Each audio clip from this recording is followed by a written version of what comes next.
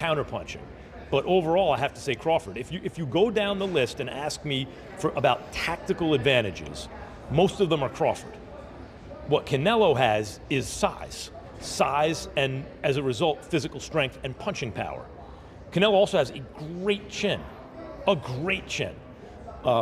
But in terms of, if you want to go skill for skill, especially the recent version of Canelo, who's had to turn into a seek and destroy guy, who had to learn as his career went on to cut off the ring and not just follow guys around. Like Lara, Trout, Floyd, he followed those guys around. He had trouble because he's really a natural counterpuncher who wants you to come to him. But in recent years at super middleweight, he's gotten really good at cutting off the ring. Again, last fight notwithstanding.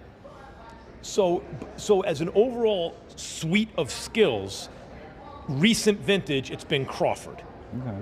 But Canelo also is skilled and has a larger skeleton than Crawford. No matter what they weigh, Canelo's the bigger guay. Yeah. You briefly mentioned Canelo's power, so who I would assume Canelo has the You'd have to think, unless Crawford, Crawford was on a knockout streak until he moved up to junior middleweight and then failed to stop Madrimov.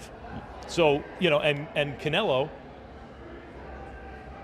though he has not stopped anyone in a while, we've seen he's a real puncher at 68.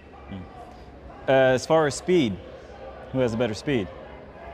You would imagine Crawford, given the fact that he is the naturally smaller fighter. The dynamics of this mega fight are truly compelling. Crawford is venturing into uncharted territory by moving up in weight, a move that often compromises a fighter's speed and endurance. Meanwhile, Canelo, though battle-tested at this level, is no longer the explosive powerhouse he once was.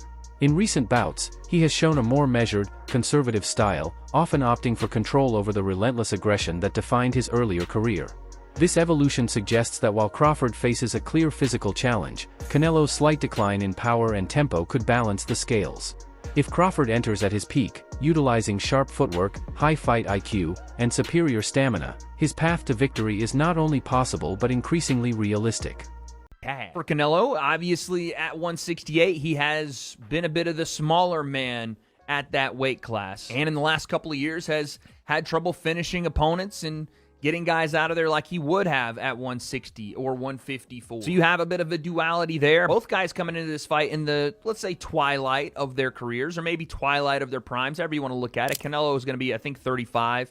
Terence is 38. So you have a similar situation, different paths, and different struggles for both fighters. But when you look at who has to do more in this fight, it's clearly Terence Crawford, as far as what he's giving up and sacrificing to win this third undisputed championship and to try to beat Canelo, who has only been beat twice in his career, one of which was Floyd Mayweather being slick and tagging Canelo with counter punches when Canelo missed, being the smaller, lighter fighter and up there in age that was still able to take advantage of the youth and experience of Canelo Alvarez, but also just being a defensive maestro and able to counter off of that. Floyd is one of one. And then you have Dimitri Bivol, who was the bigger fighter, and the things that Canelo does very well didn't really hurt him too bad, right? The things that had carried Canelo up in division was his power and the ability to break an opponent down, maybe not stopping them in the early to mid part of fight. Rising boxing star Abdullah Mason has voiced strong confidence in Terence Crawford, boldly predicting not just a win, but one that will shock many fans. Mason highlighted Crawford's often overlooked power, suggesting it could surprise the boxing world. While the common belief leans toward Canelo having the edge in strength due to his size, Mason challenges that narrative.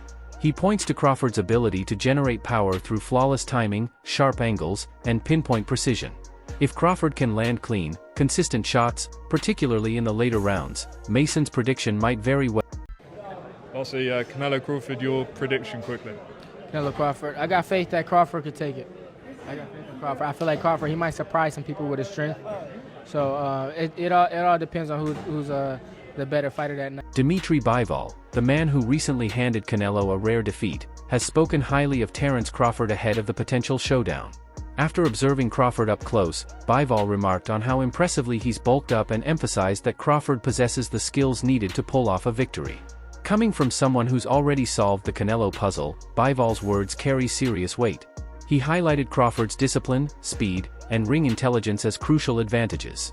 When a fighter of Bivall's caliber endorses someone, it's a clear sign that this matchup is far more competitive than it might seem on paper.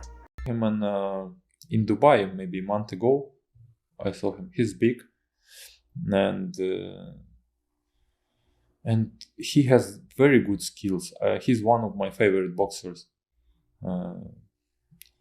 He able to win this fight, but there is a lot of but. And even not but, there is a lot of things, small things, which we don't know how he will deal with this. He need to get used to the power and pressure of 168 because it's different, big difference, to be honest. Maybe he will get used to it, and how he will be feeling himself at the same day when he will fighting, how his training camp will go on, a lot of things. But he's able, he has good skills, he's awkward, he can use two boxing stance. It gives him benefits, of course. I was at that same event in Dubai just before Christmas, and I saw him too, and I thought exactly the same thing, which is that he is quite big. Yeah. Size obviously is important. Jamel Charlo stepped up from super welterweight to super middleweight to box Canelo, and it didn't work at all for him. But Crawford is, I mean, he's one of the best fighters in the world, isn't he? I mean, obviously you... Keith Thurman offered a thoughtful perspective on the upcoming showdown, noting that while the fight may appear evenly matched to casual fans, a deeper technical breakdown exposes key imbalances. He referenced Canelo's recent fight with Jermall Charlo, where Canelo struggled once Charlo employed smart movement and footwork. Despite pressing forward, Canelo had trouble cutting off the ring and landing clean shots once Charlo leaned into his ring IQ. Thurman used this example to suggest that Crawford, who is even more cerebral, strategic, and elusive than Charlo, could pose even greater problems for Canelo, potentially exploiting those same weaknesses to greater effect.